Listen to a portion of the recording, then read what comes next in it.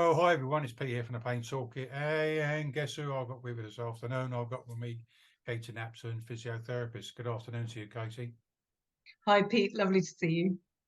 So listen, Katie, I asked you to do a video with me because of your expertise in the world of physiotherapy, because as you know, the videos that we're making are going into the new Prehab Pain Toolkit. Um, for me personally, I wish I'd done prehab years ago, because I think sometimes it seems to be uh, with the medical dudes and whatever, it's sort of rehab. It seems to be the last resort, whereas I think it should be prehab or something like that. It's something that you do before you're going to have a procedure or an operation or something like that. I mean, what's from a physio point of view and your experience from over the years? How do you find using prehab? How useful it is? Oh, I think it's something I'm quite passionate about. So I think just getting people slightly more involved in a procedure that they're going to have is hugely valuable. Just really mindset, preparing their body for an operation. If we're thinking on the orthopedic side, which is obviously what I've been mainly involved with, but even in terms of cancer treatment or long-term illness management, all of that sort of thing, being prepared and being ready makes a huge difference. So we know that in terms of doing some strengthening exercises, improving your fitness, improving your cardiovascular health, all of this will make your recovery and your management that much better. And it's also a great time to introduce sort of lifestyle changes. So, for instance, if you're a smoker or a bit of too much of a heavy drinker, it's bringing all those things in line and looking at that bigger picture. I mean, there's quite a lot of evidence in terms of people preparing for sort of knee arthritis, sort of total knee replacements, and that normally they've been reported to have lower pain thresholds and actually do better post-surgically if they've had some preparation time, so some prehab. And to me, that it doesn't make sense just to go in without any thought process or trying to do something to make yourself as well as you can possibly be. But there's that physical aspect, but also that huge mental aspect, which plays a huge role of any intervention that you will have. So yeah, I've always felt quite passionate about it. Unfortunately, we haven't always got to people before operations. So people tend to have drifted off because they've had pain, and that's why they're on a list for an op. They've reduced their activity levels, they've got weaker, they're also feeling lower. And it does cause problems. So if we can get in and get people more active prior to having an op, the better they will be, and hopefully reduce their hospital admission and also readmissions. So in the end, you're also looking at costing less in terms of the health service itself.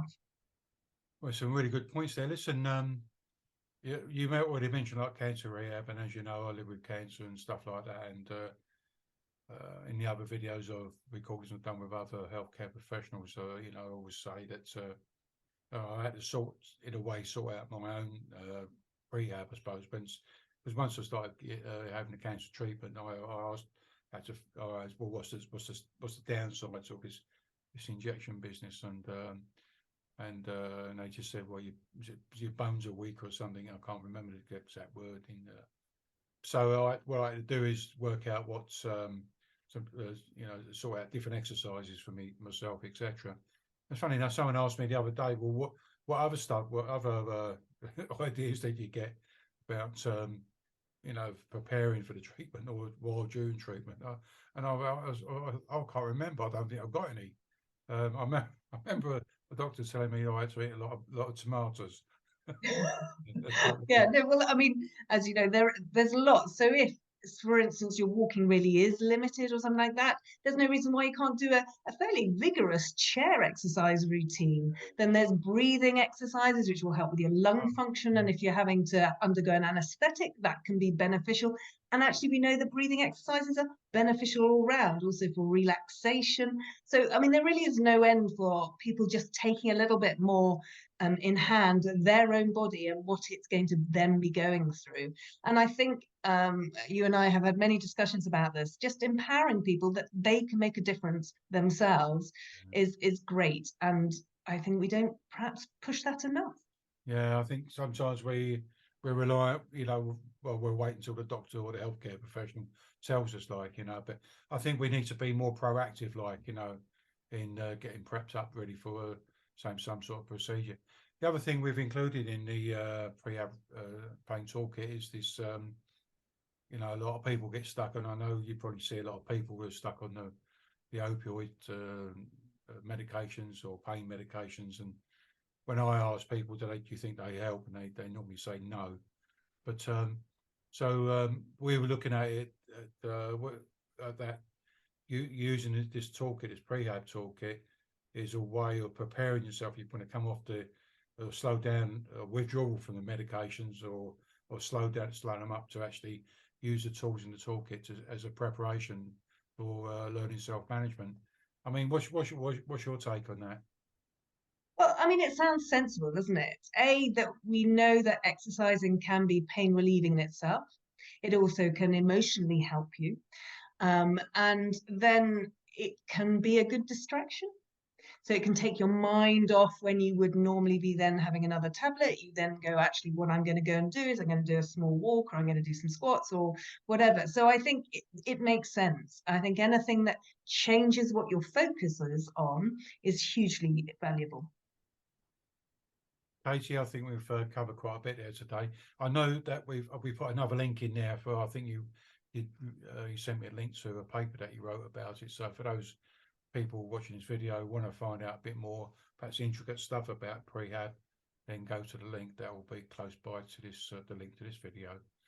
Katie, have you got a take-home message before we go?